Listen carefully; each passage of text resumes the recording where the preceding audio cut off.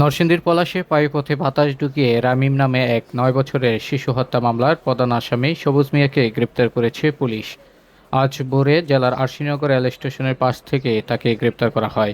গ্রেপ্তারকৃত সবুজ গজারিয়া ইউনিয়নের চরকারাদি গ্রামের লোকমান হোসেনের ছেলে। পুলিশ জানায়, অভিযুক্ত সবুজ হত্যা মামলার পর থেকে পলাতক ছিল। গোপনে অন্য স্থানে পালিয়ে যাওয়ার সময় তথ্য প্রযুক্তির সহায়তায় তাকে গ্রেপ্তার করা হয়। এর আগে গত ৬ মে পলাশের গজারিয়া বাজারে রামিম নামে এক ৯ বছরের শিশুকে জোরপূর্বক একটি রিকশার গ্যারেজে নিয়ে হাওয়ার মেশিন দিয়ে তার পায়ুপথে ও মুখে বাতাস ঢোকায় অভিযুক্ত সবুজ, ফয়সাল, শিশির ও বাবু নামে ৪ যুবক। পরে শিশুটি গুরুতর অসুস্থ হয়ে পড়লে তাকে ঢাকা মেডিকেল হাসপাতালে নিয়ে গেলে সেখানে চিকিৎসাধীন অবস্থায় তার মৃত্যু হয়। এ ঘটনায় নিহত শিশুর বাবা রিপন মিয়া বাদী হয়ে অভিযুক্ত ৪ যুবকের নামে পলাশ থানায় একটি হত্যা মামলা দায়ের করেন। পলাশ থানার ওসি শাহেদ আল মামুন জানান, মামলার অন্য আসামিদের গ্রেপ্তারেও কাজ করছে পুলিশ।